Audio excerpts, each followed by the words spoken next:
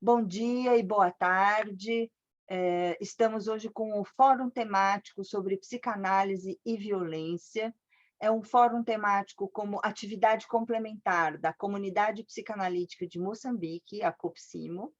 Eu sou Helena Lima, psicanalista, e vou fazer uma breve apresentação do nosso projeto. É um projeto de constituição do campo psicanalítico de Moçambique, que começou em 2019. Ele abrange atividades de curso teórico, atendimento clínico, supervisão, e temos uma equipe atualmente com 28 psicanalistas, entre brasileiros e moçambicanos, uma parceria que é com o Laboratório de Teoria Social, Filosofia e Psicanálise da USP, que é o LATESFIP, e temos como coordenadores gerais o professor Christian Dunker, o professor Geraldino Alves Ferreira Neto e eu, Helena Lima. Hoje o fórum será sobre psicanálise e violência. Todo primeiro sábado de cada mês nós temos um fórum temático e convidamos psicanalistas para falar sobre o tema. Hoje vão falar a Vivian Steinberg e o Timóteo da Rocha, a Vivian daqui do Brasil, de São Paulo, e o Timóteo diretamente de Maputo, Moçambique. Sejam muito bem-vindos, agradeço a presença de todos vocês. E quem permanece, essa atividade está sendo gravada, quem permanece no vídeo está dando seu consentimento tácito para essa permanência. Sejam todos bem-vindos e uma boa fala para vocês. Vivian? Obrigada, Helena, por essa apresentação, por esse convite, por essa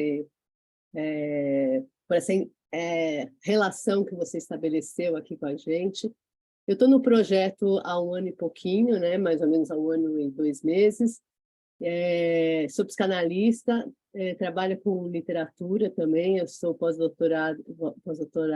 fiz pós-doutorado em teoria literária, então trabalho muito com poesia e literatura, relacionando com psicanálise, né? Atendo na clínica de Moçambique, nessa clínica, e acho que é isso, muito resumidamente. Eu queria mais falar sobre o texto mesmo. A minha proposta, quando foi falando de violência, eu pensei no texto do Freud, Psicologia das Massas e Análise do Eu, foi publicado em 1921. Ah, é? Tá bom. Eu pensei nesse texto. Eu pensei nesse texto, quer dizer, é um texto que eu gosto muito e me dediquei a ler algumas vezes, porque é um texto muito denso, mas que fala de violência e tem uma questão super importante, né, que ele coloca como... o texto dele, é um dos textos dele que ele fala, são textos que a gente chama sociais, né? Que ele vai falar da sociedade, que ele vai falar das massas, no caso aqui, e ele relaciona o indivíduo com as massas. Bom, eu vou chegar nisso, vou falar com mais calma, né? Mas quando eu estava pensando nessa minha fala, eu percebi que realmente é um texto grande, que valeria muito um curso inteiro, no mínimo, né? E eu não quero colocar, eu quero fazer uma proposta de uma forma diferente de transmissão, pensar numa horizontalidade aqui para eu transmitir, para a gente falar junto sobre esse texto, é mais um convite, e é um convite muito forte para a leitura desse texto na íntegra. Por que eu estou falando isso? Não é simplesmente porque não é um texto resumível, claro que não, porque cada formação que ele faz no texto mesmo, Freud, a gente traz outros elementos. Então, o Freud realmente era um grande escritor, e ele faz uma coisa que eu trabalho com literatura e que percebo, conforme a gente vai lendo, a gente interage com o texto. Como que a gente interage? O que quer dizer isso? Quer dizer que a gente vai trazer os nossos pensamentos, as nossas memórias, as nossas relações. Então, o Freud tem isso de maravilhoso. Tanto é que ele fala, os livros dele são ensaísticos, né? são ensaios.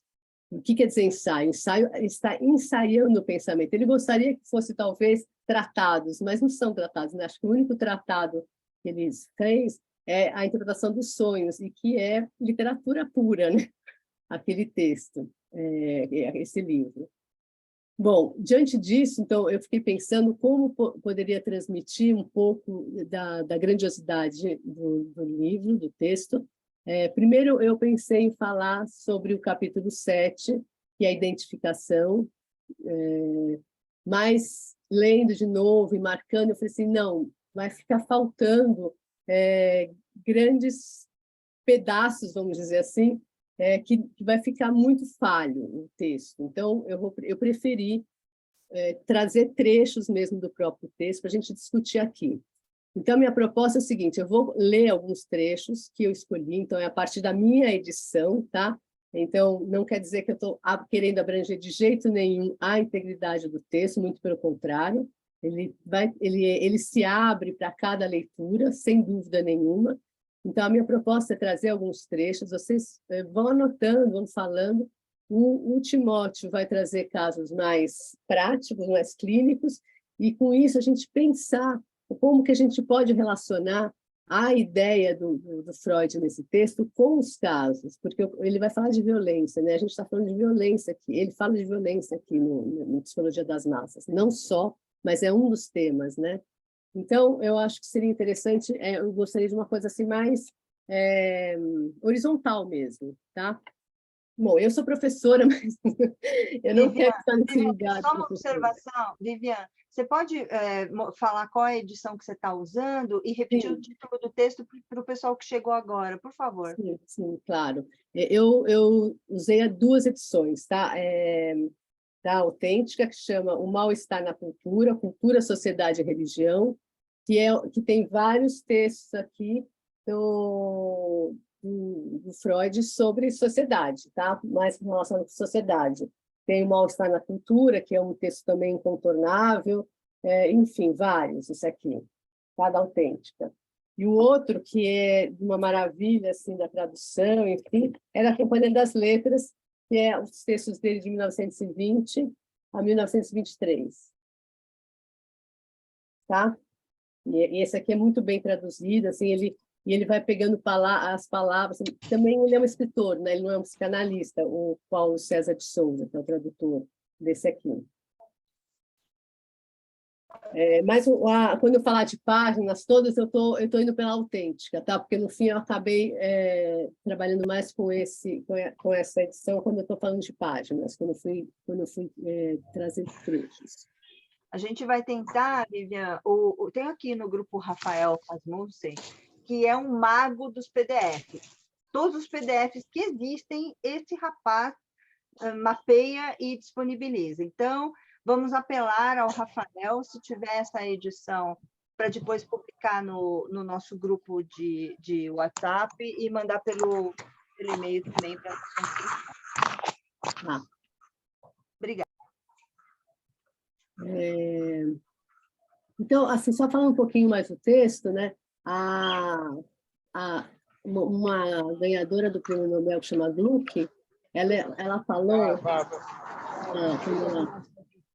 falou que, quando ela ganhou o Prêmio Nobel, ela disse o seguinte: os poemas que mais ardentemente me atraíram ao longo de toda a minha vida são os de escolha íntima ou de convergência, poemas para os quais o ouvinte ou leitor faz uma contribuição essencial. Aqui, poemas para os quais o ouvinte ou leitor faz uma contribuição essencial, como receptor de uma confidência ou de um protesto, às vezes como cúmplice em uma conspiração. Eu não estou falando que o texto do Freud é uma poesia, mas, nesse sentido, o que eu queria trazer é essa ideia de que a gente, como leitor, é um contribuinte, tem uma contribuição essencial como receptor, tá?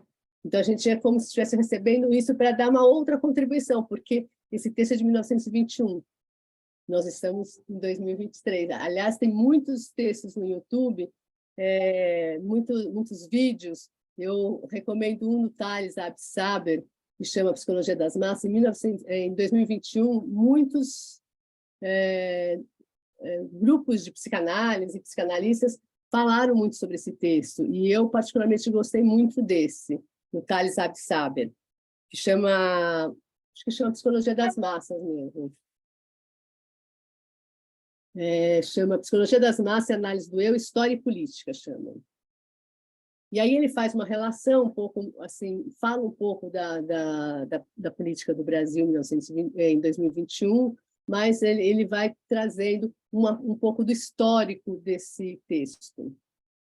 Bom, uma coisa bem importante para a gente trazer aqui, que eu trago, é um momento histórico que ele escreveu, que o Freud escreveu esse livro. Ele estava realmente muito debruçado e assim, indignado, né? Porque tinha acabado a Primeira Guerra Mundial, que foi a guerra mais, não sei se é a mais, né? Porque a gente não dá para medir isso, mas de grande, grande violência, que exterminou massas de pessoas, e principalmente de jovens. Além disso, tinha a gripe espanhola, né, que matou a filha dele. Então, ele estava num momento de grande luto, né, e que ele se debruçou para escrever, para pensar sobre isso, e estava chegando o nazismo, né? Bom, deixa eu ver o que mais aqui que eu tenho a situação.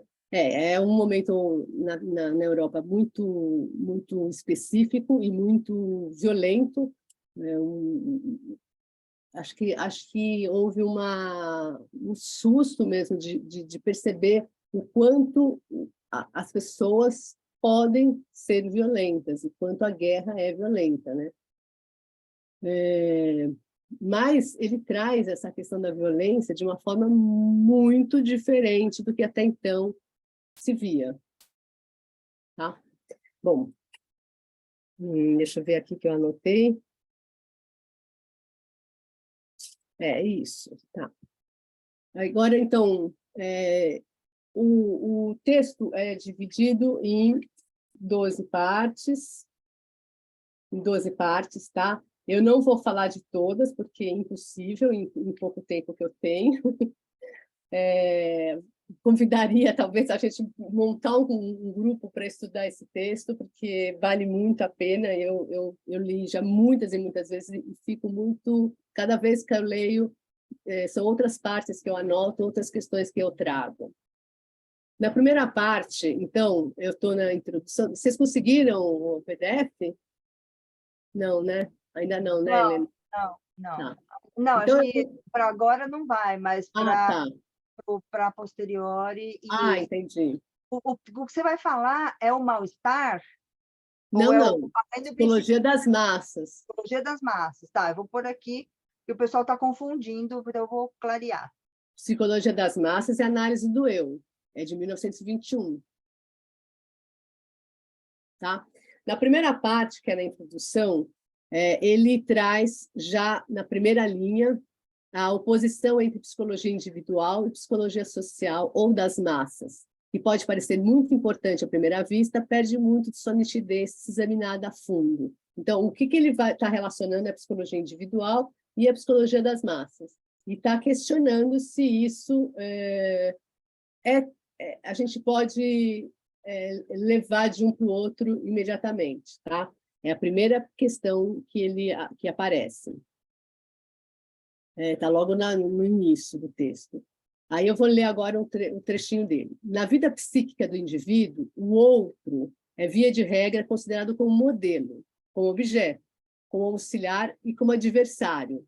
E por isso a psicologia individual é também, de início, simultaneamente, psicologia social, nesse sentido mais ampliado, mas inteiramente legítimo.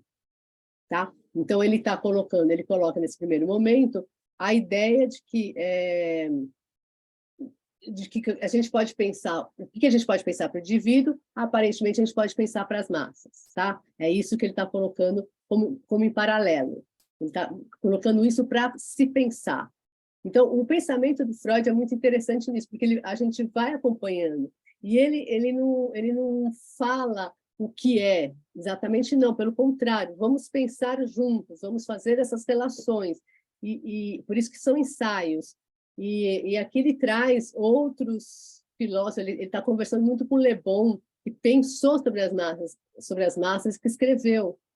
Tá? Então, é um texto que ele vai escrevendo junto com outros intelectuais, pensadores daquele momento, que ele discutia, que ele estava conversando. Tá?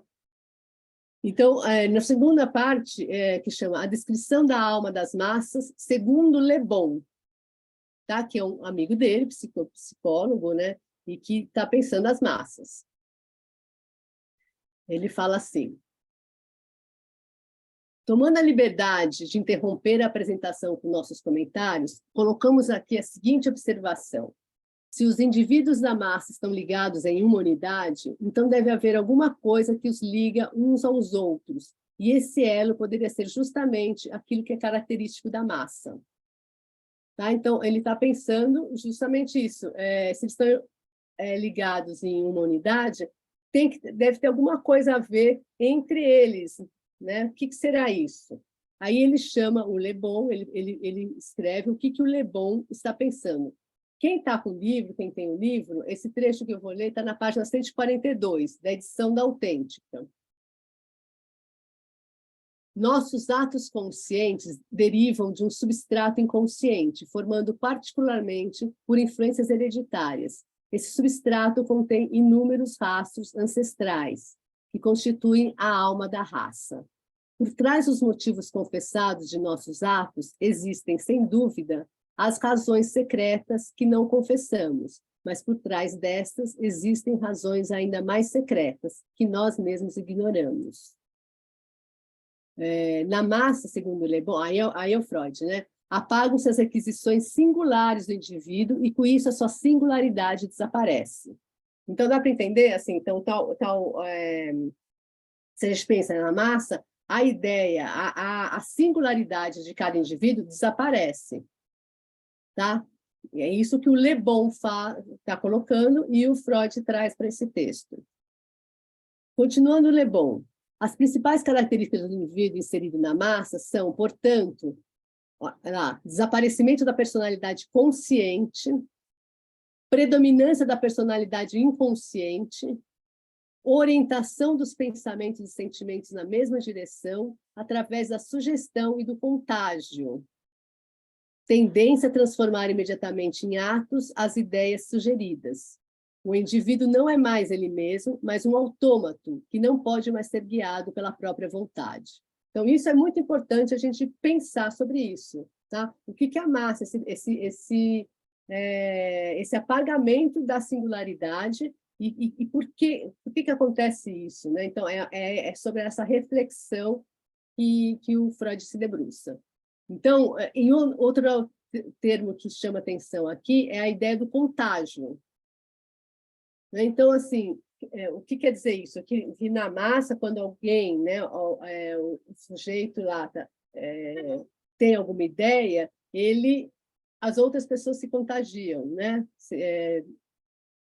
Passam a ter os mesmos sentimentos. Ele dá um exemplo, Freud, não nesse texto, em outro texto, mas ele conta de uma menina que recebe uma carta,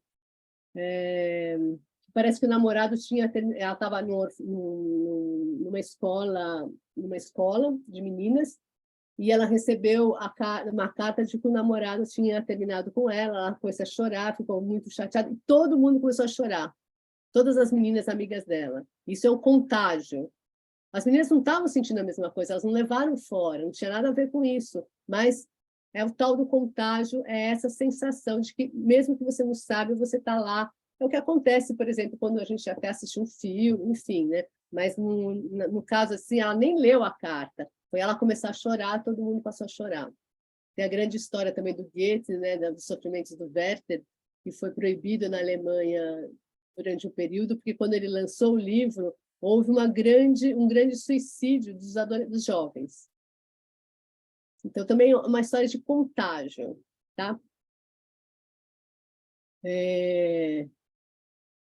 E aqui o Le Bon traz uma relação do sujeito na massa, como ele relaciona com a hipnose, como se estivesse hipnotizado. Então, ele fala assim, agora Freud falando de novo, Le Bon explica o estado do indivíduo na massa como sendo realmente hipnótico, e não simplesmente o compara com esse estado. Queremos apenas destacar que as duas últimas causas da modificação do indivíduo na massa, o contágio e a alta sugestionabilidade, não são exatamente da mesma natureza, pois o contágio parece ser uma entre as manifestações da sugestionabilidade. Talvez possamos interpretar melhor a sua declaração se relacionarmos o contágio com o efeito que cada um dos membros da massa exerce sobre os outros, enquanto os fenômenos da sugestão na massa, equiparados aos fenômenos da influência hipnótica, remetem a outra fonte. Então, aqui ele está distinguindo que não é bem idêntico à hipnose, mas que sim, tem coisas muito semelhantes, que parecem esse estado de hipnose. Lembrando aqui, quando ele fala de contágio, que também ele estava vivendo a peste lá, né? Então, assim, não era, quando ele fala de contágio, tem um peso muito grande. Não é de qualquer coisa. A gente passou agora, né, pela Covid, ainda temos um resquício, a gente sabe um pouco o que é esse sofrimento, né? Então, e lá no caso foi na sequência. Aqui ele fala assim, o Freud, a massa impulsiva, mutável e excitável. Ela é guiada quase que exclusivamente pelo inconsciente, e pelo inconsciente não apenas o recalcado. Tá? Então, a questão aqui, né, do Freud, quando pensa assim, na massa, até aqui parece assim, muito negativa. Não, também tem grandes revoluções que são feitas por causa das massas, né, que mudam esse estado de coisas, mas a questão é pensar como a massa se... A questão do Freud, né? É como se... Bom, aqui no caso, acho que ele está pensando muito como se deu essa Primeira Guerra e como está sendo formado o nazismo, né? Mais um trechinho dele na página 147. A massa é extraordinariamente influenciável e crédula. É acrítica. O improvável não existe para ela. Ela pensa por imagens que se evocam umas às outras associativamente, tal como elas se apresentam ao indivíduo durante os estados de livre fantasiar. Os sentimentos da massa são sempre muito simples e muito exagerados. A massa não conhece, portanto, nem a dúvida, nem a incerteza. E aqui é interessante que ele vai relacionar com o sonho. Ele fala assim, no sonho não consideramos a dúvida nem a incerteza no relato do sonho.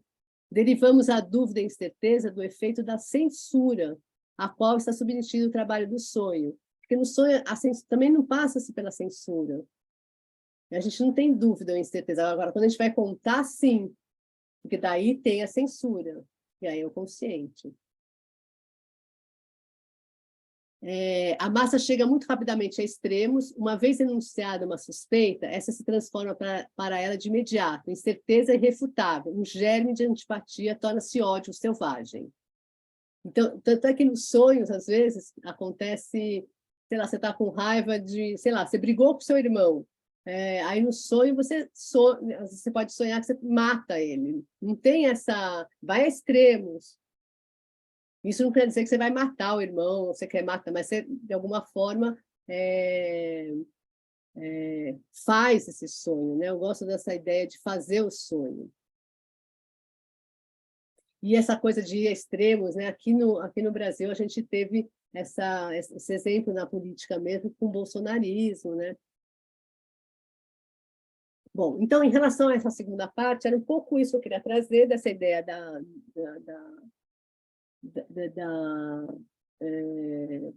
da massa, né? E agora eu vou para a outra parte, que chama, ou na terceira, né? Chama Outras Apreciações da Vida Anímica Coletiva. Tá? Então, ele está pensando de novo a vida anímica coletiva. Na página 155. Para que dos membros casualmente agrupados de uma multidão de seres humanos forme-se algo como uma massa no sentido psicológico, é exigida a condição de que esses indivíduos tenham alguma coisa em comum por um objeto, uma mesma orientação afetiva em determinada situação. E eu acrescentaria, em consequência, um certo grau de capacidade de se influenciar mutuamente. Quanto mais fortes forem esses elementos comuns, mais facilmente se forma uma massa psicológica desses indivíduos, e mais notáveis serão as manifestações de uma alma de massa. Aí eles chamam um outro estudioso, que chama McDougall, no livro que chama A Mente Grupal, que foi publicado em 1920, ou seja, muito próximo.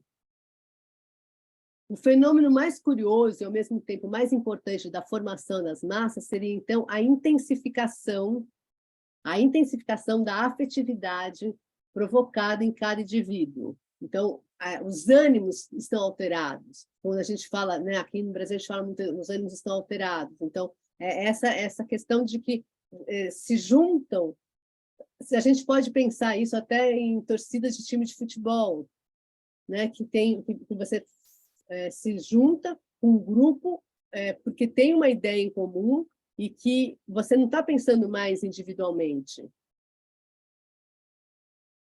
Agora, o que eu acho muito legal é que ele fala assim, constitui uma sensação extremamente prazerosa para os participantes poderem entregar-se tão irrestritamente às suas paixões e assim desaparecer na massa e perder o sentimento de sua delimitação individual.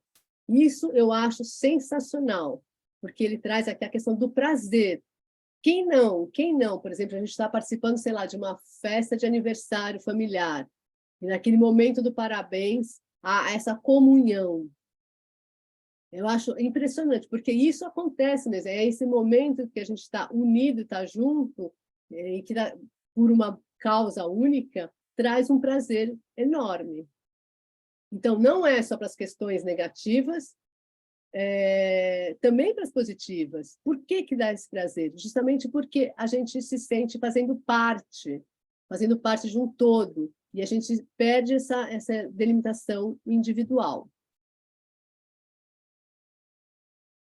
Bom, agora eu só vou entrar rapidamente num capítulo que me chamou muita atenção, que é o 5º, que são duas massas artificiais, a igreja e o exército. E ele vai falar sobre o fenômeno de pânico. Então, eu falei do 1, 2 e 3 muito rapidamente, eu pulei para o 5, tá? Porque o 4º ele vai falar de uma questão que a gente teria que se deter mais. Então, falar muito detalhadamente, eu preferi pular. E eu trouxe aqui uns recortes dessa 5ª parte, que chama Duas Massas Artificiais, a Igreja e o Exército. Está na página 168. Fenômeno do pânico. Isso eu achei muito genial também. O pânico nasce quando uma massa, aqui no caso, igreja e exército, como essa se desintegra. Então, o pânico nasce quando a massa se desintegra, tá? Quando a gente não está mais fazendo parte daquele todo, de alguma forma se desintegrou. O que a caracteriza é que nenhuma ordem do superior é mais atendida, e cada um se preocupa consigo mesmo, sem consideração pelos outros. As ligações recíprocas cessaram e um medo gigantesco e sem sentido é liberado. Por que o medo tornou-se tão gigantesco? Por que o medo tornou-se tão gigantesco? O tamanho do perigo não pode ser responsabilizado, pois o mesmo exército que agora sucumbe ao pânico pode ter passado por grandes e até maiores perigos de maneira impecável, e justamente faz parte da natureza do pânico não estar em relação com o perigo que ameaça, e em romper frequentemente nas ocasiões mais insignificantes. Se o indivíduo, tomado pelo medo próprio do pânico, propõe a cuidar de si mesmo, está com isso atestando o ponto de vista de que cessaram as ligações afetivas que até então amenizavam o perigo para ele. Agora, já que ele enfrenta sozinho o perigo, ele pode certamente valorizá-lo ainda mais. Está na página 169, tá? Do livro da Autêntica. Bom, aqui chama atenção essa questão do pânico, e aí a gente até pode pensar na clínica, né? Porque o pânico não é de um perigo real. Às vezes, a pessoa, quando está realmente diante de um perigo real, ela consegue sair, ela sai, ela no caso, ele está falando do exército, o exército passa por perigos gigantescos e juntos eles conseguem, não necessariamente vencer, mas enfrentar. E aqui ele está falando que o pânico, quando cai por terra, se dilui essa massa, quando cai por terra o líder, ou sei lá, vamos dizer, na guerra, perde-se a batalha, o líder morre, enfim, alguma coisa se dispersa. E esse pânico realmente é paralisante, que é de uma coisa, entre aspas, imaginária. Você já não está mais junto com os outros. Isso é muito mais insuportável do que o próprio perigo. Isso eu acho, nossa, maravilhoso o que ele está falando, né? Vocês sabem que o Freud é um grande pensador e grande crítico das religiões também, né? A gente pode trazer isso para as questões das religiões também. Então, tanto é que esse capítulo chama, né, Igreja e Exército. Deixa eu só ver uma coisinha aqui que eu marquei. Valorizado ainda mais. Eu vou ler mais um trechinho, porque é imperdível. O que acontece é que o medo próprio do pânico pressupõe um relaxamento na estrutura libidinal da massa e reage ao relaxamento de maneira justificada, e não o inverso, ou seja, que as ligações libidinais da massa sejam destruídas pelo medo diante do perigo. Então, não é pelo medo diante do perigo, mas é pela dissolução. Tá? Porque quando está todo mundo junto, a gente enfrenta. É mais ou menos isso que ele está colocando. Na verdade, ele tá citando o McDougall, tá? Mas ele está dialogando com ele e colocando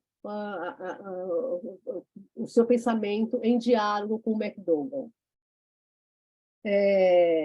Então, ele fala assim, a concepção de McDougall é absolutamente apropriada para o caso em que haja um grande perigo real e em que não exista na massa nenhuma forte ligação afetiva. Também, tá? Condições essas que serão realizadas se, por exemplo, em um teatro ou em um local de diversão, irromper um incêndio. Porque as massas não estão, os indivíduos lá não estão afetivamente juntos. Né? Então, o caso instrutivo e que foi utilizado para os nossos propósitos é o que foi mencionado acima, no qual o corpo do exército é tomado pelo pânico quando o perigo não ultrapassou a medida habitual e muitas vezes bem toleradas. Não devemos esperar que o uso da palavra pânico esteja determinado de maneira nítida e unívoca. Então, assim, percebe-se que é diferente quando há um perigo real e que as pessoas não estão afetivamente juntas. Né? Então, o McDougall falou mais em relação a isso e ele está pensando no exército e na igreja que as pessoas afetivamente estão juntas. Por isso que é tão importante o papel do líder. Ele tem que fazer... E é por amor, na verdade, gente. Ele coloca fortemente que essa relação entre os indivíduos na massa e que tem esse líder, ele fala de pulsão, né? Ele fala... e essa pulsão tem a ver com amor. Bom, aí eu vou um pouco mais para frente, que ele fala a desintegração de uma massa religiosa não é fácil de observar. Então, agora ele vai para a religião, e aí, com isso, eu já vou partindo para o meu final. Tá? Não é fácil de observar. Está na página 171, 171. O que vem à luz com a aqui suposta desintegração da massa religiosa não é o medo, para o qual falta ocasião, mas impulsos implacáveis e hostis contra outras pessoas que até então não tinham podido se manifestar graças ao amor igual de Cristo. Mas mesmo durante o reinado de Cristo, encontram-se também fora dessa ligação aqueles indivíduos que não pertencem à comunidade dos crentes, que não o amam e os quais ele não ama. É por isso que uma religião, mesmo que ela se chame de religião do amor, precisa ser dura e sem amor para com aqueles que não pertencem a ela. No fundo, toda religião é uma religião do amor, como essa, a todos aqueles que a seguem. E todos se inclinam à crueldade e à intolerância para com aqueles que não lhe pertencem. Então, aqui, ele traz um outro aspecto. Aqui eu tenho que lembrar, né? Freud era judeu, mas não era religioso. tá? E ele pensa muito sobre a religião. O último texto que ele escreve, quando ele já estava bastante doente, é Moisés e o Monoteísmo. Então, ele está sempre pensando também sobre a religião, de uma forma, assim, mesmo nesse lugar um pouco da observação do que acontece. A gente vê aqui no Brasil fortemente questões de intolerância religiosa, e são muito violentas mesmo, né? Aqui a gente vê muito em relação às religiões de matriz afro-brasileiras, né? Então, tem esse preconceito e vão se criando fantasias em relação. Só um minutinho, eu já estou finalizando.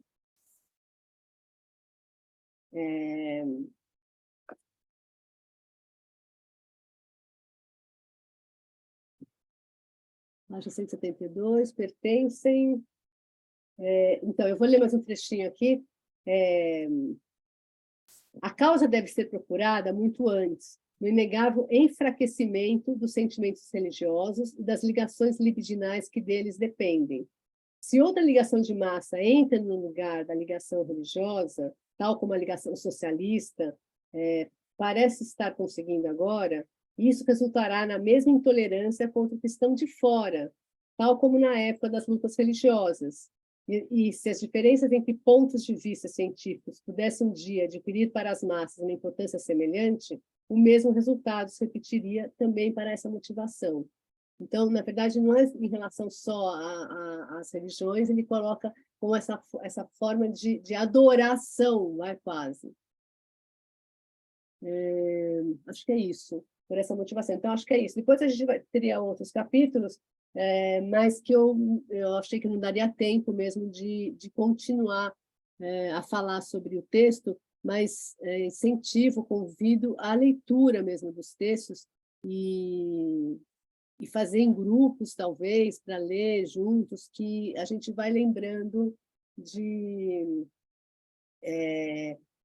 das nossas próprias experiências, né, conforme a gente vai lendo. E eu gosto muito dessa ideia, dessa horizontalidade de transmissão, sabe? De conversar juntos, de não ter nada pronto. Eu vou... não, eu não achei o dístico. Cada um... tem. Eu gosto muito de poesia, né? Então, o Freud também, e ele traz o Schiller. Eu quero terminar com esse dístico que ele traz, esse pequeno poema do Schiller, traduzido. Cada um visto de maneira isolada é razoavelmente inteligente e sensato. Quando incorpore, logo se revela a vocês um idiota. Vou repetir, tá? Cada um visto de maneira isolada é razoavelmente inteligente e sensato. Quando incorpore, individual, logo se revela a vocês um idiota.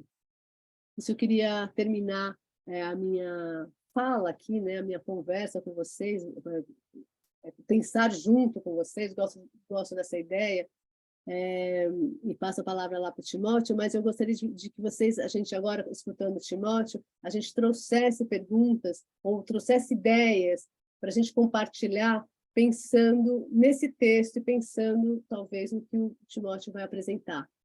Tá bom, gente? Foi um grande prazer estar aqui conversando com vocês, e eu passo a palavra ao Timóteo agora, meu querido Timóteo.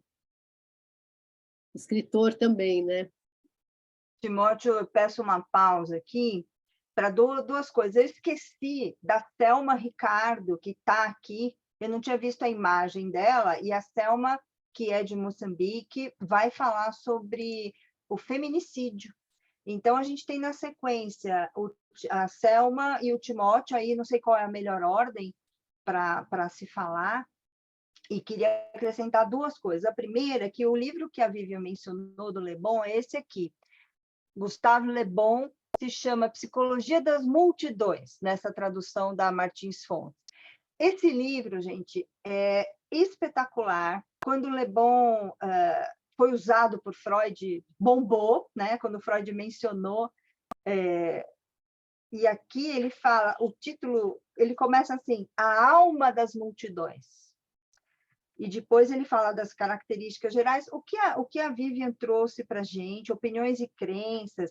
Então, ao ler o Le Bon, a gente vê como Freud aproveitava os bons autores da época para referenciar. O Freud não tirava nada da cartola, a não ser as próprias ideias e as junções que ele fazia, mas ele pegava esse espírito científico do Freud, é muito importante da gente lembrar. E tem um outro livro que eu acho imprescindível, que é do Jurandir Freire Costa, que se chama Violência e Psicanálise. Esse livro foi escrito nos anos 80 e agora foi reeditado, e tem um pós-fácil do nosso padrinho Christian Dunker. Ele trabalha, cuida, o prefácio de uma psicanalista muito importante aqui no Brasil, chamada Maria Rita Kell, e o pós-fácio é do Christian Dunker. Esse Violência e Psicanálise, essa edição está revisitada, ampliada, magnífica, e ele discute, argumenta o que o Freud, afinal de contas, trabalhou nos textos dele. Então, bem legal. O que a Vivian ia falar também, acho, né, do capítulo 7, desse texto do Freud, da identificação, ele é um capítulo imprescindível. Se vocês precisarem escolher um capítulo para estudar desse livro, escolham a identificação. Ele fala da ambivalência da identificação. Então, o que a gente se identifica, e esse é o processo básico na psicologia das massas, e pensando nessa análise do eu, essa identificação pode ser por imitação, por empatia, mas é o mecanismo que nos possibilita adotar uma atitude. Esse capítulo 7, gente, ele traz a questão do sintoma, ele traz a questão das psicoses, e uma coisa bem importante do sentimento de culpa. Quem é que não chega a um ponto de trabalhar o próprio sentimento de culpa? Então, eram esses acréscimos que eu gostaria de fazer, agradecer a fala da Vivian, e passar agora, Timóteo e Selma. O Timóteo vai falar da violência adolescentes e crianças, e a Selma vai falar do feminicídio.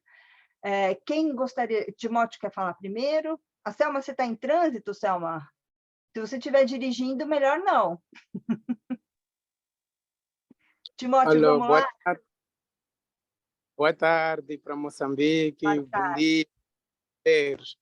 Eu não sei se consegue me ouvir perfeitamente. Conseguem ouvir a minha fala? Está perfeito o som. Tá bom. Muito obrigado. Primeiro, agradecer, não é? Esta magnífica turma, estas pessoas maravilhosas, e agradecer também à professora Vivian pela introdução, pelo trabalho literário que tem feito em prol da psicanálise. E antes de começar com a minha fala, eu gostaria de partilhar aqui, não é? Há dias atrás estava assistindo alguns vídeos do canal do professor Christian Dunker, eu falando nisso, e um dos internautas fez a seguinte questão, não é? Será que a psicanálise ou o psicanalista pode falar de tudo? Não é? Será que nós, como psicanalistas, podemos falar da violência? Não é? Então, é esta questão que eu quero introduzir, não é, na minha fala. Responder o seguinte, não é? Se a violência cria um desejo ou cria prazer para certas pessoas e para as outras pessoas cria um desprazer, então nós estamos no fórum correto, fórum certo, para falar de um caso em que em todo mundo há violência, não é?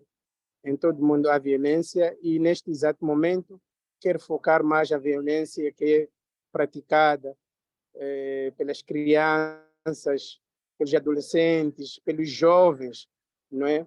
Na região norte do país, Moçambique, concretamente na província de Cabo Delgado. não é?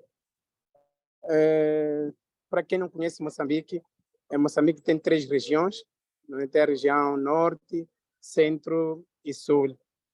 E geralmente quando se fala de violência, quando a professora Vivian estava aqui a tocar, a falar sobre o exército, sobre a religião, não é?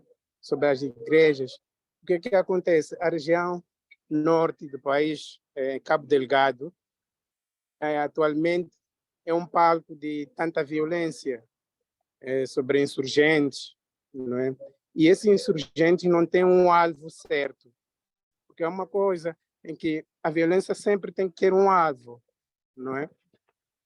E no caso desta violência, devido ao conflito armado, devido aos insurgentes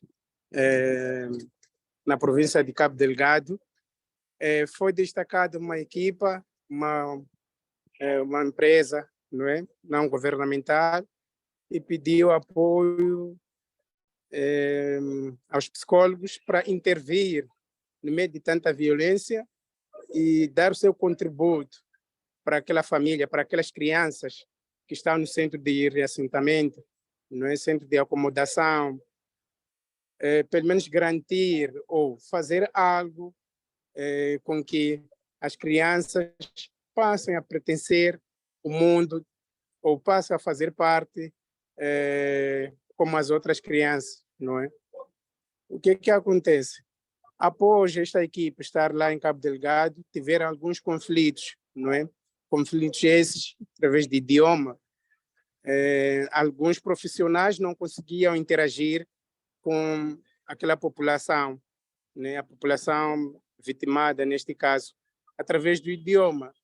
Ou por outra, Moçambique é um país, não é? Multilinguístico, multicultural, né? Tem uma diversidade cultural enorme.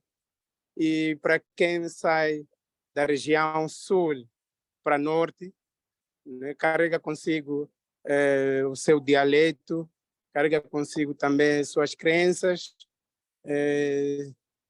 toda a sua cultura, né? Mas quando estamos numa zona de conflito, uma zona de violência, nós temos que esquecer toda a nossa civilização, não é? Freud fala muito bem sobre o mal-estar nas civilizações, fala sobre o futuro de uma ilusão. Então, esta psicanálise, como é que deve contribuir perante esta violência, esta tamanha violência, concretamente nesta região? Sabemos que em todo mundo, em todo lado, há violência, desde o individual até o coletivo. Portanto, dentro da clínica psicanalítica, teve uma interação com esta equipe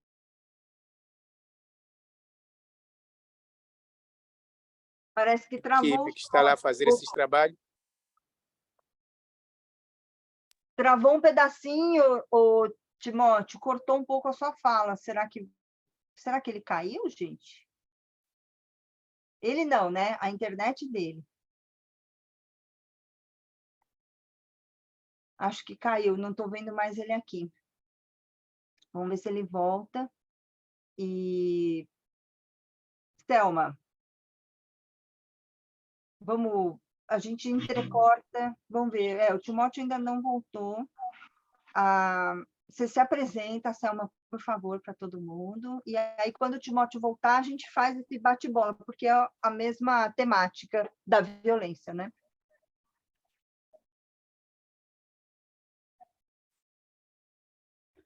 Boa tarde. Boa tarde a todos. Meu nome é Thelma, sou psicóloga, psicanalista. Acho que chega, o resto. Terapeuta EMDR. E gosto muito de falar da terapia EMDR porque trabalha com traumas. E estou aqui hoje para falar da violência em psicanálise, como é que nós podemos lidar com esta violência psicanal, especificamente o feminicídio. Nós sabemos que o feminicídio é o ato de morte a partir de violência, morte de mulheres que antecede de violência. É uma violência tal que pode ser perpetrada pelo parceiro ou por um familiar. Então, não significa que é só do parceiro, mas há jovens, adolescentes que acabam passando por tanta violência que acabam em morte. E, infelizmente, no nosso país tem acontecido muito nos últimos tempos, por isso que eu preferi hoje trazer este feminicídio para aqui, para falarmos sobre isso, para percebermos. E este programa que já existe no Ministério de Saúde, que é o VBG, já nos ajuda e já nos dá esta possibilidade de nós podermos denunciar a todo tipo de violência. Então, se estamos a falar de violência em mulheres, qualquer um de nós, qualquer um familiar, vizinho, pode denunciar, porque ao denunciar, nós estamos a prevenir este feminicídio, não é? E as entidades já estão todas informadas, têm esta capacidade de vir e fazer acudir esta vítima, não é? E são muitos os casos que têm chegado às unidades sanitárias de adolescentes, jovens, que são violadas sexualmente, por exemplo, e passam por outros tipos de violência e não têm oportunidade, ou não tinham, vou assim dizer, de fazer as profilaxias que são oferecidas na unidade sanitária. E a partir deste programa já é possível fazer estas profilaxias. Estamos a falar de profilaxia para o HIV, para a hepatite, para gravidez indesejada, não é? Então, a partir destas todas as profilaxias, é possível evitar danos piores. E esta mulher, esta jovem adolescente, tem a oportunidade de continuar a fazer segmento. Além das profilaxias, tem ali um psicólogo que vai fazer este atendimento, vai dar o segmento. O Timóteo já está de volta? Ele está, e a gente combinou de você concluir, aí ele conclui a dele. Tá certo, Timóteo? Ok, tudo bem. Tá tudo certo, bem. tá certo. Então, vou continuar. Este programa, como eu dizia, do VBG, acaba ajudando e a pessoas que não estão informadas e o ato dos psicólogos, dos profissionais de saúde estarem ali a ajudar, a fazer palestras educativas sobre violência. E é um programa que acontece não só com um profissional, mas é um programa multissetorial em que está lá um profissional de saúde mental, está lá a sociedade civil, que são os polícias.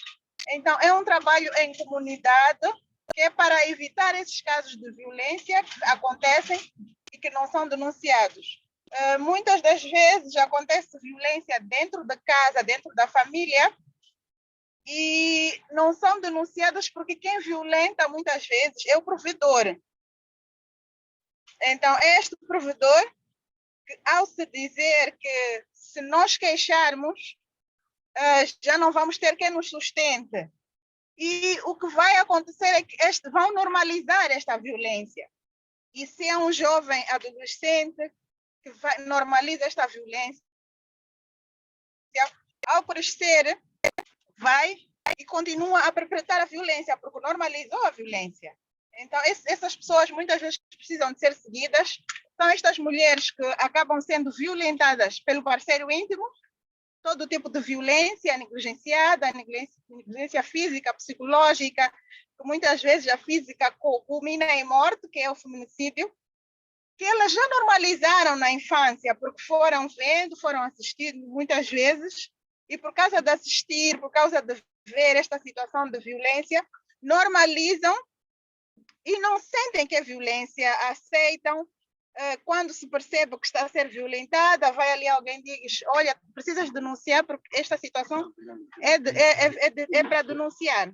Então, quando são informadas, elas têm este medo de denunciar, mas felizmente com esta informação que se faz passar, é possível, a partir desta informação toda, este indivíduo ser acudido.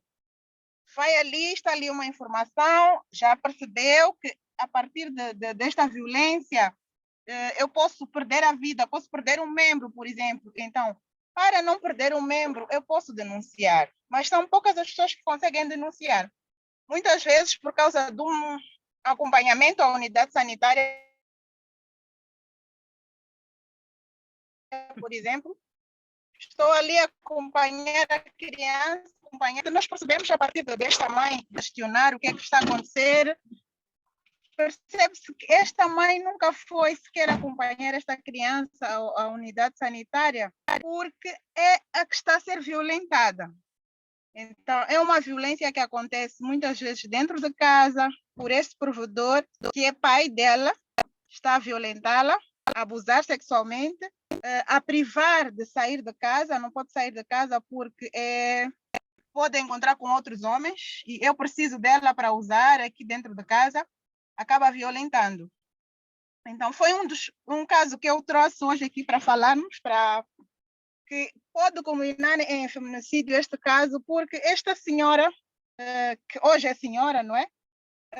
Teve a oportunidade de acompanhar a sua criança à unidade sanitária e durante a consulta, por causa desta psicanálise que nós vamos, desta escuta, não é? Nós percebemos o que é que está a acontecer. Fala, vamos aqui ouvir-te e ouvir sem julgar.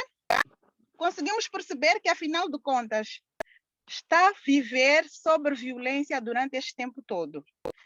A primeira imagem que nós percebemos, eu queria apelar aos colegas, não é? Sempre que temos alguém, observar muito bem a postura das pessoas quando chegam, dos nossos utentes, porque aquela postura de cabeça baixa, as costas muito inclinadas, chama alguma atenção.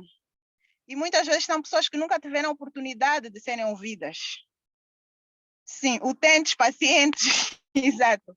São pessoas que nunca tiveram a oportunidade de ser ouvidas. E com a psicanálise, nós temos a oportunidade de dar a estas pessoas a audição, a escuta.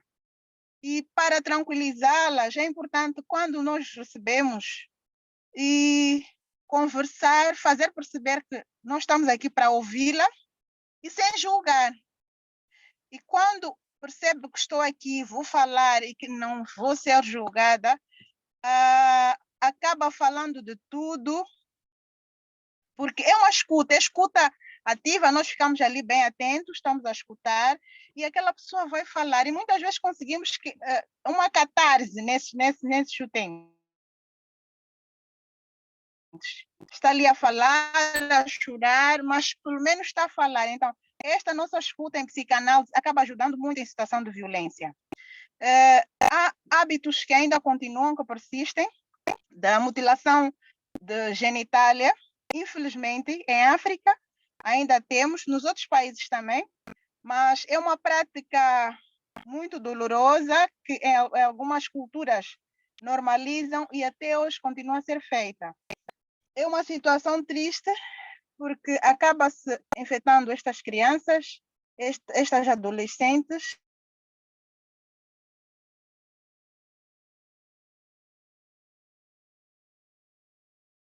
O que está a ser feito, de certa forma, fora de cuidados de higiene, de asepsia, e a mesma lâmina que se usa para mutilar a genitália de uma criança é a mesma que se vai usar para mutilar as outras crianças. Então, algumas que não vão adquirir infecções continuam, crescem sim, mas sobre aquela situação de violência, já está a ser privado este desejo sexual, por exemplo, é uma violência. Então, está ali naquela situação, em algum momento vai ter dor, se reclama, é uma situação de violência sexual, não vai lubrificar e pode ter problemas com este parceiro durante durante o seu relacionamento, durante o seu casamento, e quando não se percebe tudo isso, a saúde mental destas mulheres, quando não se é ajudada, quando não são ouvidas, nós perdemos muitas mulheres. Não só pelo feminicídio, mas também por suicídio. Então, é preciso escutarmos. Para quem tiver oportunidade de fazer rodas de conversa, vai ajudar muito, porque estas rodas de conversa, na verdade, serão rodas de escuta, não é? Nós podemos fazer rodas de escuta, que funcionam muito bem, estas rodas de escuta, porque estaremos a salvar vidas. São as mulheres que dão vida a uma família, e se estas mulheres estão doentes, claramente que não vamos ter esta família constituída. Quanto tempo mais tem, Helena? Quanto você quiser, está maravilhoso. Ok, vou continuar. Então, é preciso que... A gente, só para situar, agora são 11h10, mais uns 10, 15 minutos, que é para o Timóteo terminar a fala dele também, tá bom? Ok, tudo bem. Então, como estava aqui a dizer, é preciso que se façam rodas de conversa, porque estas rodas acabam ajudando nestas...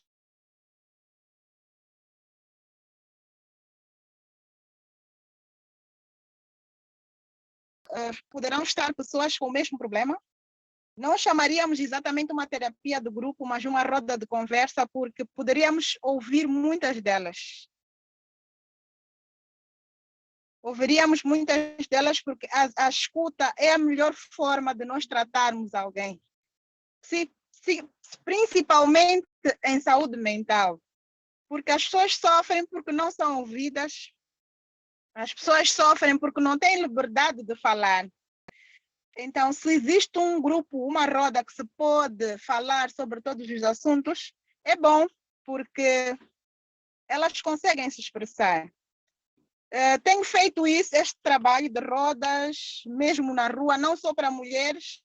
Escolhi hoje falar de mulheres porque estamos a ter muitas perdas, mas as rodas de conversa na rua, com moradores de rua, dá para perceber que eles têm muito para dizer, têm muito para falar, mas não tem a quem falar, não tem com quem falar, não tem quem os escute. Então, a psicanálise é a melhor forma de nós colhermos estas situações de trauma, de violências, porque quando as pessoas são violentadas, elas preferem não falar. Quando são abusadas sexualmente, tem a situação de culpa, de vergonha, e por ter estas situações todas, preferem omitir, não falar, sentem-se sujas, e nós só percebemos que tem alguém ali com depressão, mas o que é que está a causar esta depressão? Não tem esta oportunidade de falar, de partilhar todo o seu sofrimento.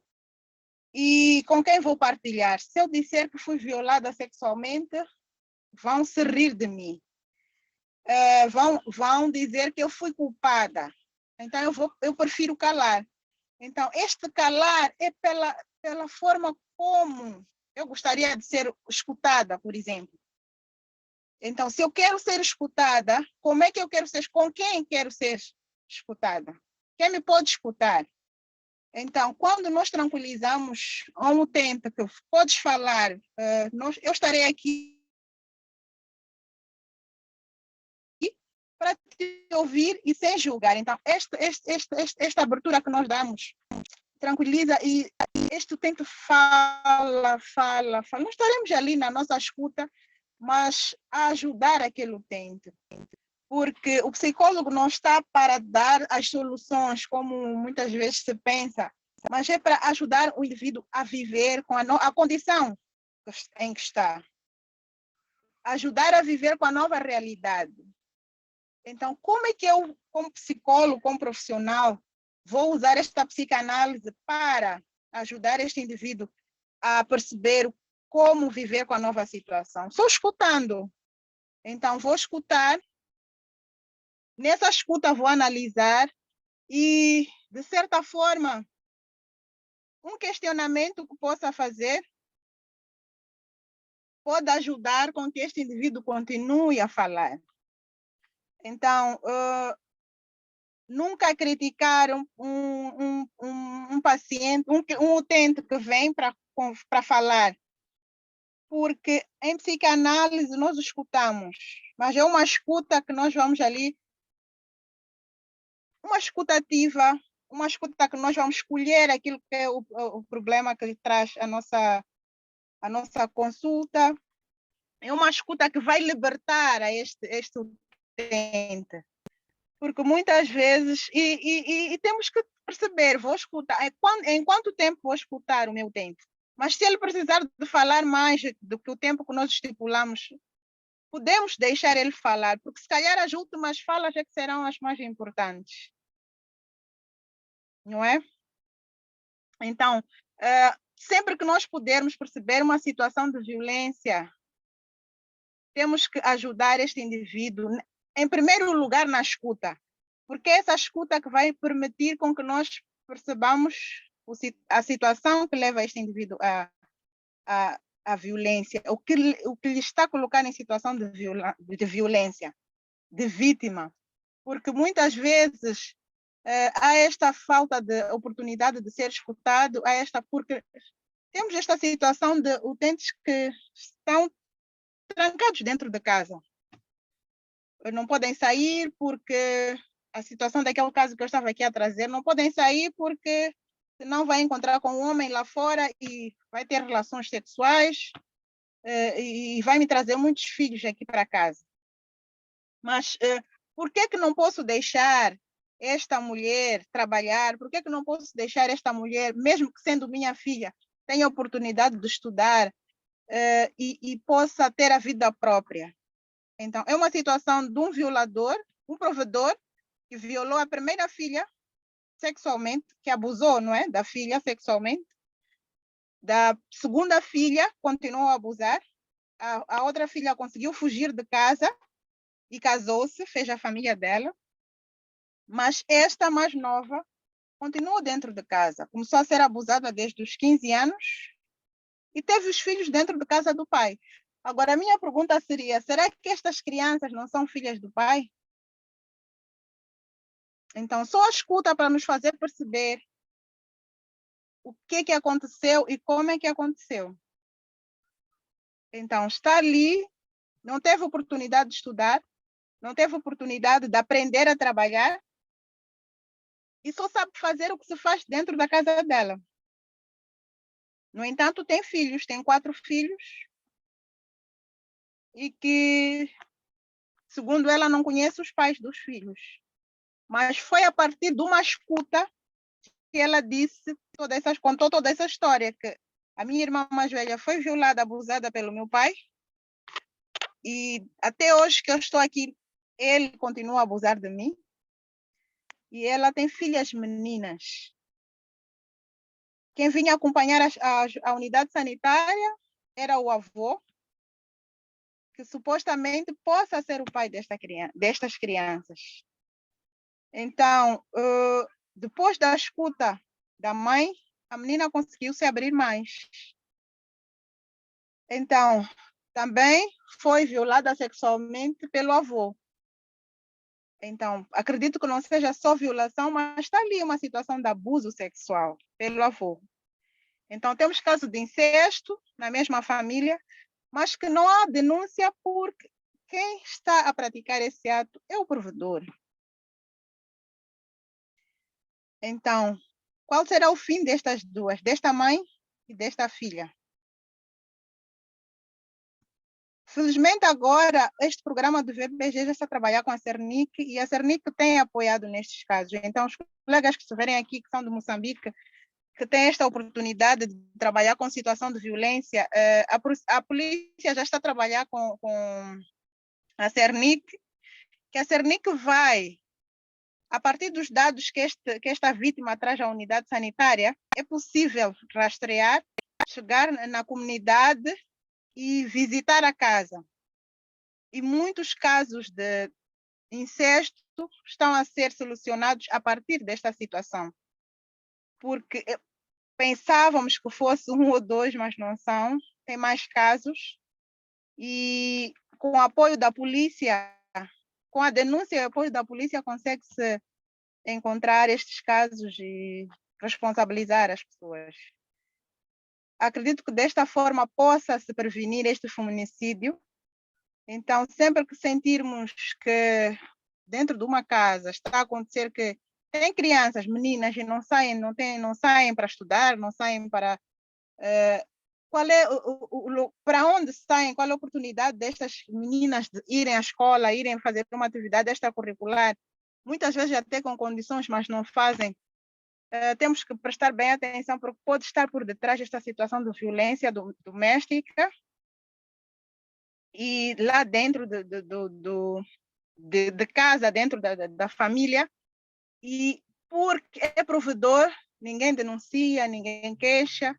Eu estava aqui a ajudar o Timóteo Cernic. Ok, já está tudo ok. Muito obrigada. Então, é isso que está a acontecer e é muito bom porque é possível ajudar pessoas, é possível não só ajudar, mas é possível rastrear estes casos que estão a acontecer, que vamos dizer que são negligenciados, porque já se sabe que violência doméstica, qualquer tipo de violência é um crime público e qualquer um de nós pode denunciar. Então, mesmo assim, há casos que não são denunciados porque quem violenta, quem perpetra é o próprio provedor. E porque tenho medo que ele fique preso, tenho medo que ele fique, já não possa trazer nada aqui para casa, eu prefiro não denunciar. Mas já está ali alguém a sofrer todos os dias. Está ali alguém a sofrer. E há casos de adolescentes, meninas, que se suicidam e às vezes perguntam-se como é que se suicidou, é tão pequena que era, o que aconteceu? Mas são casos de violência que acontecem dentro das famílias e que não são denunciados. Complexo, né, Selma? A gente fica assim com o coração na mão, porque é uma realidade que a gente também tem aqui, mas é mais mascarada, digamos assim. A gente, como supostamente tem alguma possibilidade de, é o que a Vivian escreveu, sem poder trabalhar ou estudar, é um ciclo que não interrompe, né? Mas só para fechar, Selma, eu queria perguntar e colocar para vocês como uma questão para reflexões, né? A Selma puxou um fio, adorei, Selma, a roda de escuta, adorei esse termo. E o que a psicanálise pode contribuir, né? Acho que essa potência do espaço psíquico que a escuta abre é imensa. Então, a gente muitas vezes não consegue achar que está interferindo, que tal, mas essa abertura da escuta, como disse a Selma, para mim travou, não sei para vocês, a escuta sem julgamento e a escuta acolhedora, ela é uma potência em si, porque está abrindo um espaço psíquico muitas vezes inédito para a pessoa, e as rodas de escuta, e como a Selma trouxe, às vezes a pessoa está transbordando, e ao desabafar, ao conseguir falar, ou seja, simbolizar, já abre outros caminhos psíquicos para, digamos, materializar alguma providência. Então, quando você pergunta, né, Selma, qual é o fim dessas mulheres, dá um aperto no coração, porque a gente não sabe, a gente gostaria que fosse de um jeito, mas também a psicanálise traz para a gente não pode desejar pelo outro, a gente deseja pela gente. Então, você quer encerrar, Selma, ou você encerrou para a gente passar para o Timóteo? Eu vi que você chegou ao seu destino.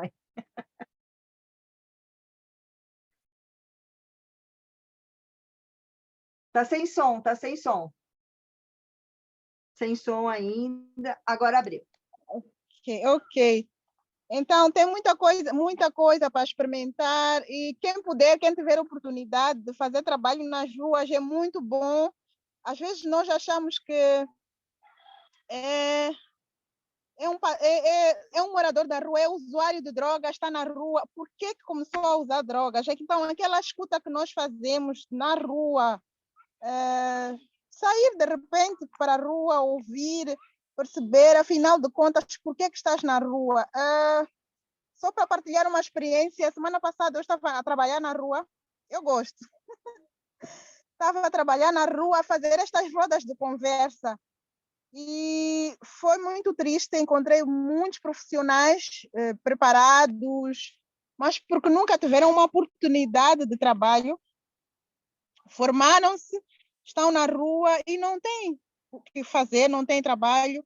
E em algum momento começaram a consumir droga pela frustração, porque experimentaram e ficaram viciados. Estão na rua e alguns deles com vontade de sair da rua, mas para onde vão? E porque já são usuários de droga, muitas vezes as famílias não recebem.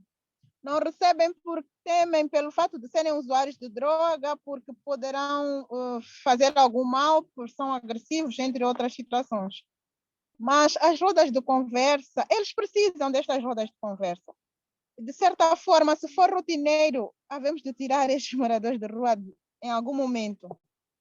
Para quem tem família e aceita receber, é possível fazermos isso. Mas tu com a escuta, não é? Vamos escutar aquele que está a morar na rua, vamos escutar a família, o que é que acham? Por que é que ele foi parar as ruas? O que é que acham de receberem ele de volta, não é?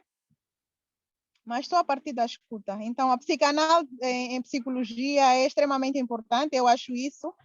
E a escuta é a melhor coisa, porque a partir da escuta conseguimos escolher histórias, conseguimos perceber problemas e ajudar o próximo. Não sei.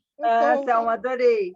Selma, que tal, fica como sugestão, você organizar um grupo na Copsimo, porque o Jorge Cascassi já trouxe isso como possibilidade. O Timóteo está aqui também, acho que está a Ercília, tem um pessoal da Copsimo Maputo, pensar em sistematizar isso, como você falou, transformar numa atividade constante como uma ação social da Copsimo, porque aí em grupo capilariza a ação, pensa nisso. Aqui no Brasil tem muita gente pensando a questão de morador de rua, mas não pensa no sentido de tirar da rua, mas no sentido de escutar, entender a história, o que está mantendo lá, o que é possível e o que aquela pessoa deseja.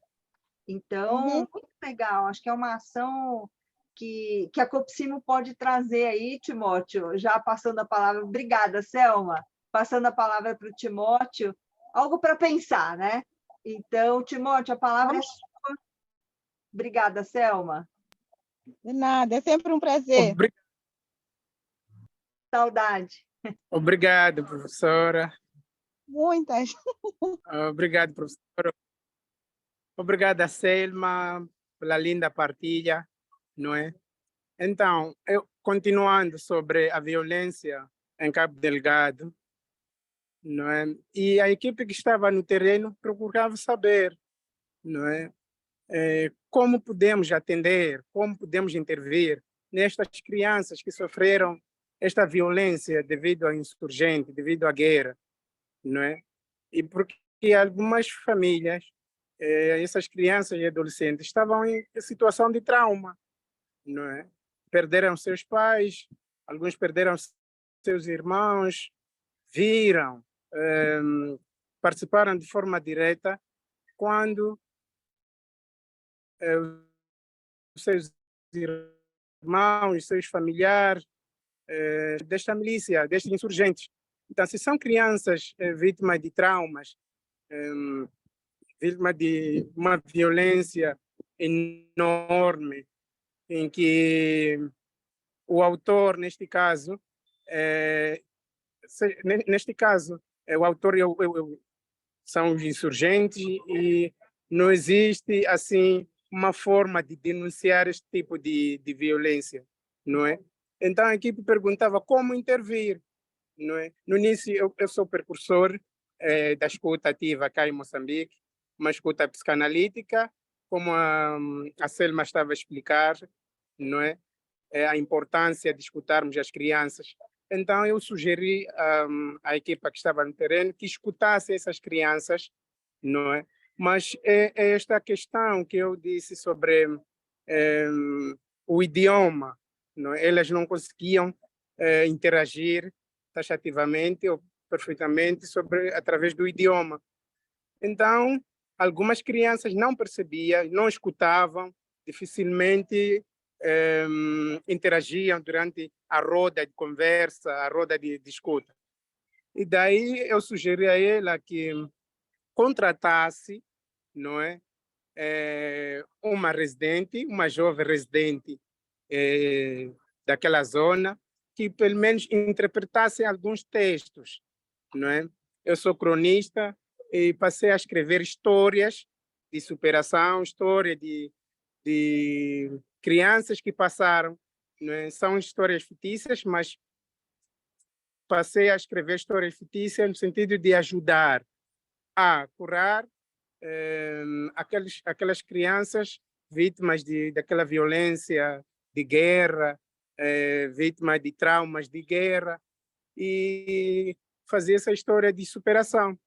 E a equipe que estava lá passou a ler a história, passou a contar a história para as crianças, e um belo dia, uma das crianças chamou a psicóloga, neste caso, que estava a intervir, e perguntou se aquela história que a psicóloga contou a ele era real ou não, não é? Porque ele estava a passar pelaquela situação,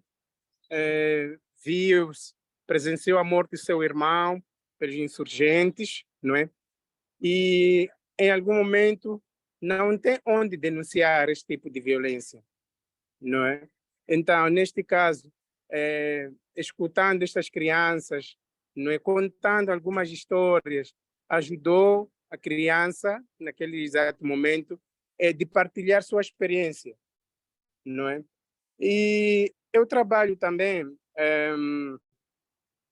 com escuta, não é, psicanalítica, e uma das experiências que posso partilhar aqui é escutar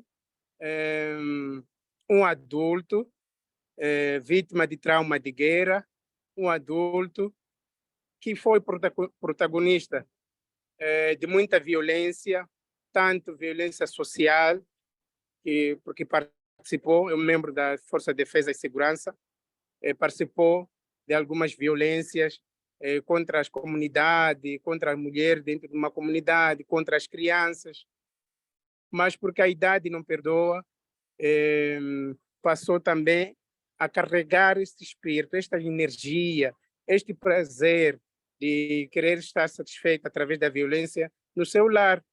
Batia a sua esposa, batia os seus filhos, cometia tanta violência como se fosse que esteve na guerra, não é? Mas, enfim, a família cansou de tanta violência e preferiu abandonar, não é? Deixou aquele senhor na residência, e por muito tempo, por causa de tanta violência que ele perpetrava, a família também abandonou. Digo, os irmãos, a esposa, os filhos, todos abandonaram. O que é que acontece? Como ele faz parte das Forças de Defesa e Segurança, e eu fiz um projeto para escutar estas pessoas, as pessoas que presenciaram a violência, que estiveram na linha de frente a cometer a violência. Neste caso, a escuta que estou a oferecer agora não é a escuta das pessoas vítimas da violência, não. Eu agora estou a escutar, estou a oferecer escuta psicanalítica a pessoas que cometeram violência, os autores morais da violência, não é? E dentro dessa escuta tenho ouvido muitas coisas, presto muitas palavras, não é, de arrependimento neste caso, em que os clientes, os colegas, os pacientes dizem quão estão arrependidos em fazer parte daquele tipo de violência. E então este contributo que a psicanálise traz, oferecer uma escuta ativa, uma escuta hospedeira, tanto às vítimas de violência, assim como aos autores da violência. Porque se nós conseguirmos oferecer uma escuta psicanalítica àquele que comete, o autor moral da violência, eu acho que teremos um nível reduzido na prática da violência, não é? Então, a psicanálise não pode simplesmente cingir-se e oferecer uma escuta às vítimas de violência, mas também a necessidade de oferecer uma escuta àqueles que praticam a violência, não é? Muitas das vezes, cá, como mencionava a colega Selma, a comunidade, as unidades sanitárias trabalham em coordenação com a polícia e quando há casos de denúncia sobre tipo de violência, qualquer tipo de violência, em que existe lá o autor, né, o protagonista desta violência, este autor, este protagonista, não tem o prazer de ser escutado, não é? Simplesmente cingimos-nos a denunciar e a polícia leva, vai encarcerar, e a pessoa é julgada pela lei, etc, etc, etc, não é? Então, há necessidade de escutar também os protagonistas, procurar saber que prazer tira ao cometer tamanha violência, qual é o prazer, né? Qual é a satisfação, né, que aparece no seu pesquisa, na sua psique, para cometer tanta violência, não é? Independente de uma violência física, violência moral, não é? Então, o meu desafio é esta: a psicanálise também deve começar a intervir, a oferecer esta escuta aos protagonistas, aquelas pessoas que praticam a violência, se existir possibilidade, dentro da COPCIMO, vamos fazer projetos também que podemos escutar aos militares, não é? Ao exército. Falava aqui a professora Vivian sobre o papel do exército, não é? O papel da religião, e imaginemos dentro da COPCIMO, traçamos um projeto de oferecer uma escuta a estes soldados, não é? Aquelas crianças ou aquelas pessoas que cometeram violência, que estiveram na linha de frente do guerreiro de soldado, dos polícias, não é? Então, este é o desafio que eu trago aqui para a comunidade psicanalítica, tanto do Brasil, de Moçambique, e para o mundo, não é? E vamos refletir em torno de oferecer a escuta aos praticantes da violência. Vou preferir parar por aqui e com mais interações vamos partilhar experiência. Obrigado. Obrigada, Timóteo. A sua fala realmente é um soco no estômago, né? Porque essa violência que me parece, aí vocês me corrijam se eu estiver incorreta, mas tem a ver com as questões de minério, das riquezas naturais de Moçambique, no norte, né? E o doutor, a gente tem um membro honorário da COPCIMO, que é o doutor Boia Efraime Júnior, que durante muito tempo o doutorado dele foi em relação a crianças soldado. Então, a forma de captação de material humano, que é bem peculiar. Então, acho que a gente tem muito a refletir a esse respeito. E aqui a Ana trouxe no chat, Ana Matsumoto, daqui de São Paulo, que... Espera que eu perdi aqui. No Brasil, há estudos sobre escuta e grupos de reflexão impostos como parte da pena aos agressores, e isso diminui a reincidência nos grupos assistidos de agressores. Depois, Ana, se você puder passar as referências, que instituição faz isso, etc., a gente vai compondo aí o nosso banco de artigos, livros e referências, né? E também o que eu sei um pouco, tem uma analista daqui do Brasil, que é a Fanny Isgail, vou pôr o nome dela no chat, que faz esse trabalho com pedófilos, a escuta dos pedófilos. São coisas que são bem difíceis, né? Quando o Timóteo traz a possibilidade, não é só a escuta, e alguém comentou ali no chat também, questão voltada para a vítima, mas entender esse outro movimento, né? O Inácio está com a mão levantada. Inácio, pode falar.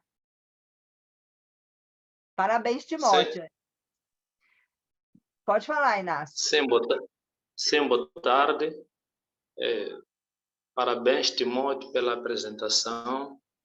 Sim, mas eu gostaria de saber no que traz a polícia e forças de defesa e segurança. Bem, eu não sei se isso podemos chamar as pessoas de também pessoas que cometem a violência, porque eles estão a defender a pátria. Então, nós podemos até fazer uma terapia com eles, escutá-los, mas vão ter que, de novo, ir ao combate, porque a pátria chama por eles. Então, eu gostaria de saber como é que nós, como psicanalistas, podemos fazer sobre estas pessoas. Muito obrigado. Inácio, eu não sei se eu entendi bem a sua pergunta, mas do que eu entendi, tem uma questão assim, ele vai tratar e depois tem que voltar para o fronte de batalha, digamos assim. Então... Sim. E também não sei se podemos chamar as pessoas que também eles estão a cometer a violência, ou eles estão a defender a sua própria pátria. Nesse caso, é a pátria que chama por eles. Timóteo, gostaria de responder, Timóteo?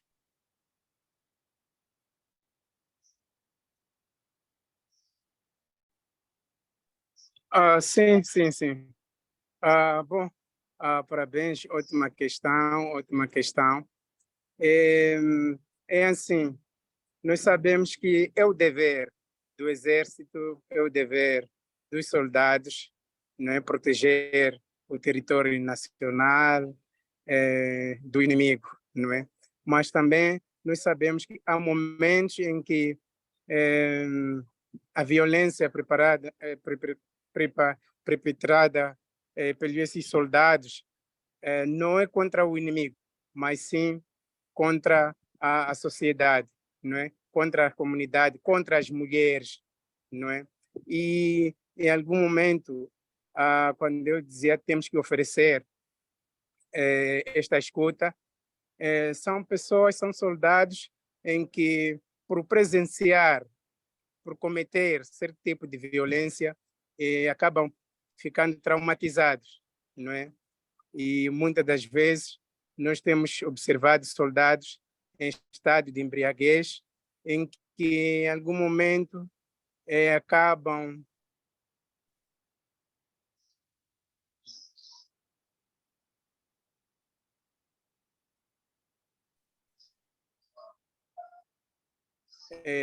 afogando suas mágoas no álcool devido e cometeram durante a guerra, não é? Temos que oferecer, não vamos oferecer uma escuta no sentido de, não, vocês estão a fazer o vosso trabalho, sim, mas se for cometer violência contra a população, contra os civis indefesos, automaticamente temos que já sensibilizar. Esta escuta também pode ser através da palestra. Nós fazemos as palestras há meses atrás, houve o desaparecimento físico do músico Azagaia, em que a população, em que os cidadãos saíram para marchar, para reivindicar ao governo, ao Estado, por certa atitude que tem cometido, não é? Por certas violências. Mas o que se resistiu é que a polícia, tanto os soldados, estavam na rua para repreender a cometer violência, não é? Lançou-se gás lacrimogêneo, não é? Praticou-se a violência física contra os civis indefesos. Então, em algum momento, aqueles soldados precisam desta escuta, precisam de palestras em que se existe um movimento, né, a sociedade civil, a psicanálise, fazer palestras no sentido de não para repreender aquilo que é o trabalho da polícia, mas também não violentar pessoas indefesas, não é? Agora, no caso concreto, a escuta que eu ofereço é de pessoas que praticaram violência e estão traumatizadas, não é? Então, eu ofereço essa escuta em jeito de cura, né? Curar o sofrimento, curar aquele trauma que a pessoa sofreu quando estava na linha de frente. Eu não sei se consegui responder taxativamente a pergunta do Mavi. Obrigado. Mas encaminhou super bem. Eu queria perguntar e passar a palavra para o Paulo Magnani, que ele escreveu algo bem importante no chat, com experiência pessoal. Paulo, diretamente de São Roque, interior de São Paulo. Paulo Magnani. Oi, Helena. Tudo bem? Eu, escutando um pouco o Timóteo falar, me remeteu à minha história também nas Forças Armadas aqui no Brasil. O Brasil ele teve uma transição na década de 80 do governo da ditadura militar e para a democracia. Mas durante uns 10 anos ainda existia essa ideia da ditadura ainda, né? Então eu participei de várias ações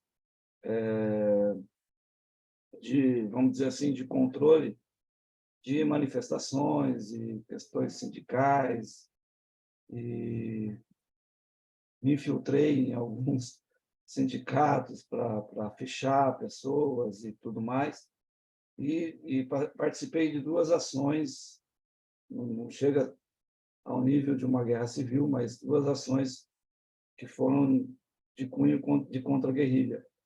E eu percebi na época que a gente é treinado para exatamente em nome de uma política, em nome da pátria, né, como o Timóteo disse, né, a cometer algumas atrocidades e tal. O que acontece muito, e isso chamou atenção, é que hoje, depois de muito tempo, eu tenho amigos que se suicidaram. Teve há pouco tempo atrás um colega que pulou de uma ponte. Já com 60 e poucos anos, ele foi meu sargento quando eu era soldado, depois a gente ficou colega, pulou de uma ponte, outros que estão em depressão, outros que entraram no alcoolismo, né? E porque quando eu fiquei quase 10 anos, né, no Exército, quando eu saí do Exército, o que a Vivian falou desse pertencimento, e quando você rompe com esse pertencimento, você fica à deriva, né? Eu costumo dizer que eu demorei 10 anos para esquecer o Exército e ainda sonho com o Exército. São quase 40 anos que eu saí de lá, né? E foram, na minha vida, teve 2 rompimentos assim muito drásticos que tem a ver com o que o Freud colocou. Uma foi esse rompimento com participar do Exército, né, enquanto instituição, e depois das religiões. E o quanto é difícil você não fazer parte disso. E você fica realmente como se fosse um cachorro quando cai da mudança, sabe? Não sabe para que lado vai. Você realmente fica à deriva por falta de pertencimento, por deixar de ser, entre aspas, né, se apresentar como alguma coisa. E realmente a dificuldade que tem, né, eu tive essa dificuldade de buscar ajuda, ou de ser ouvido, de ser escutado. E a maioria dos meus amigos ainda, eu costumo brincar, né? Eu falo, poxa, eu converso com alguns, eu falo, os caras ainda estão naquela época, com 40 anos, os caras estão naquela época, né? Com essa, com o que aconteceu nos últimos 4 anos com a política brasileira, a gente percebe que quando apareceu o cara lá, virou todo mundo lá sem pensar, sem ter uma certa filtro nas escutas e tal. E como que isso é difícil de sair da gente. Né? Como que é muito difícil de lidar. Né? E a maioria dos meus amigos estão numa situação de depressão grave, alguns faleceram. Eu vejo, a cada tempo que passa, faleceram, alguns ficaram 35 anos no Exército, e de repente o cara sai, o cara não tem o que fazer. Né? Simplesmente, eu ainda fiquei 8 anos, consegui sair numa época, sofri bastante depois que saí com essa questão, mas imagina quem ficou 35 anos, dedicou a vida a uma instituição e simplesmente agora está aposentado. Né? Não só aqui no Brasil tem a questão das polícias também, né? E que eles são obrigados a fazer terapia depois que entram em conflito, né? No caso da PM de São Paulo, parece que é assim. Mas o quanto o índice de suicídio também é muito alto, o índice de uso de drogas também é muito alto, e o quanto é difícil para o cara que trabalha, né, com o militarismo buscar ajuda também. E alguém que se dispõe a escutar.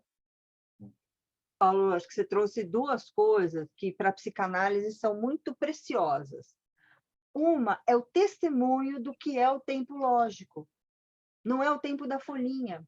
Você descreveu perfeitamente. O cara ficou 35 anos, ou faz 40 que saiu, mas está lá. Psiquicamente está enredado naquele cenário de ambivalência. Esse é um ponto muito importante e que no texto do Freud e no texto do Le Bon, isso tudo é trabalhado. Inclusive, nesse texto, o Freud fala de ideal de eu ideal e tal, sem muita precisão. Mas, assim, qual é a identidade? Porque você está lá com a farda, você está lá com a arma, com a missão, você tem uma identidade. Você tem marcas, você tem as identificações, você tem as tarefas, etc. E quando isso é rompido e esgarçado, e em geral é de uma maneira abrupta, quem sou eu?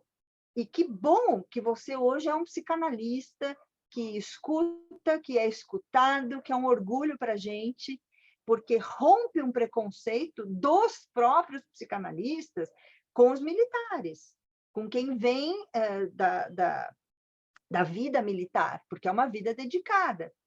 Então, a gente vê um pouco disso em alguns filmes americanos, Clube dos Veteranos, aí mostra os veteranos lá amputados, estropiados, etc.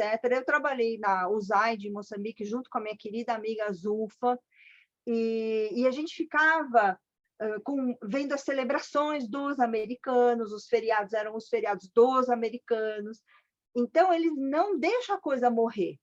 Aqui no Brasil, mal e porcamente fazem um desfile no dia 7 de setembro, que, em homenagem à pátria, meia dúzia de pessoas ali e ponto. Então, a gente também, né, Paulo, acho que é um desafio, construir essa memória, não só na perspectiva de quem está mutilado, de quem está envelhecido, ok, é uma homenagem importante, mas pode ser mais que isso. Então, quando você fala, né, a dificuldade das pessoas procurarem ajuda, inclusive o Jorge Cascassi, não sei se ele conseguiu entrar, estava com dificuldade com a internet, propôs como uma das ações da Copsimo a intervenção tanto na parte do sistema prisional, como na parte, e aí o Timóteo capitaneando, na parte do sistema da escuta dos militares. Então, agradeço muito o teu depoimento e me parece que tem assim, é um tema quente, né? É um tema que junta, e se vocês perceberem, a gente está juntando a questão da violência com esse aspecto, digamos, concreto, mas tem bastante coisa para a gente pensar o que, afinal, nesse livro do Jurandir, ele questiona e problematiza o conceito de violência. Mas será que violência é só isso que a gente está chamando de violência? Ou tem mais? Então, E tem mais em que lugar? sabe uma coisa que me ocorreu agora, Helena? Porque, vamos imaginar, as forças militares ela têm autorização da violência, a legitimação da violência. Eu posso cometer violência em nome de alguma coisa, em nome do Estado, por exemplo. Olha que interessante isso. Autorização e solicitação, assim, faça o que tiver que fazer para defender tal coisa, não é isso? Aí, quando você sai, você não tem mais essa autorização. Né? E aí, o que fazer com toda aquela agressividade que você aprendeu a lidar? Né? Eu não sei se eu comentei com você já, mas eu aprendi a torturar prisioneiro sendo torturado. Você aprende a técnica de tortura sendo torturado. Mais um aperto no coração, né? A gente cada depoimento contundente e acho que temos muito trabalho psíquico a fazer, muita possibilidade de intervenção e interlocução. E agora eu queria passar para Vivian, Timóteo e Selma se despedirem das pessoas. E a Neuceli está perguntando, com essa identificação e autorização, você seria culpado ou não? Neuceli, aí, meu bem, o conceito de culpa, você está falando juridicamente? Obviamente não. Mas se você está pensando no sentimento de culpa que isso pode se desdobrar, sem dúvida, porque existe, e justamente essa é a marca, e está isso muito forte no capítulo 7 desse texto que a Vivian trouxe, a questão da identificação. Essa identificação é ambivalente, por definição. Então, depois o Lacan trouxe um termo chamado amódio, que é o amor e o ódio. E essa dor, e cada um vai ter uma reação.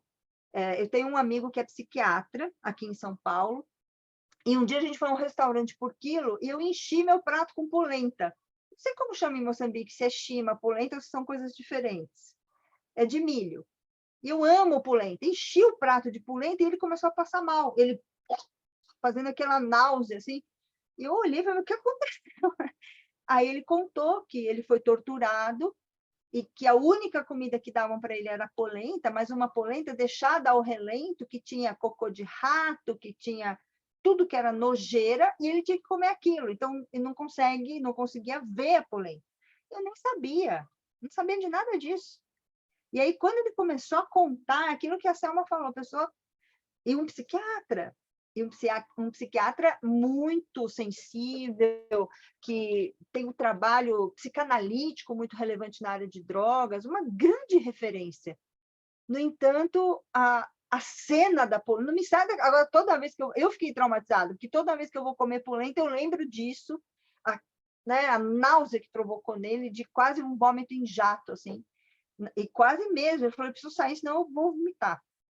Então, nesses 3 minutinhos, Vivian, Timóteo e Selma, por favor, se despeçam e agradeço a todos desde já. Obrigado, pessoal. Obrigado a esta turma maravilhosa, gente maravilhosa. Obrigado pela partilha de saberes no mundo da psicanálise. E eu sempre digo, é uma honra, é um prazer estar aqui com esta comunidade maravilhosa, com essa gente que não mede esforço para partilhar saberes em prol da psicanálise. E obrigado, professora Vivian, obrigado, professora Helena Lima, e aos demais. Vou passar a palavra à professora Vivian para também saudar e despedir o pessoal. Obrigada, Timóteo. Professor, realmente compartilhar com vocês, mas eu tenho que dizer que eu saio daqui em silêncio, né? Porque os depoimentos são duros, foram duros. Então, de fato, eu não tenho muito o que falar agora, né? Só me despedir, agradecer a escuta de vocês e o compartilhamento com o professor Timóteo, né? E com a professora Selma e com a professora Helena. Em silêncio, porque realmente eu achei contundente as falas. Obrigada, gente. Thelma? Obrigada, é sempre um prazer estar com vocês. Família Psicanálise é sempre muito bom, é muita energia. E psicanálise é isso, escuta, sempre que pudermos, tivermos oportunidade, vamos escutar. É isso. É sempre bom estar aqui, parabéns para todos. Foram escutas muito fortes, depoimentos mesmo muito fortes, mas é o que acontece, é preciso se dar oportunidade à escuta, e a psicanálise é escuta, para depois ajudarmos a fazer sempre alguma coisa. E para quem estiver em Moçambique, qualquer coisa que pudermos partilhar, estou aqui. Ótimo. Tudo bem.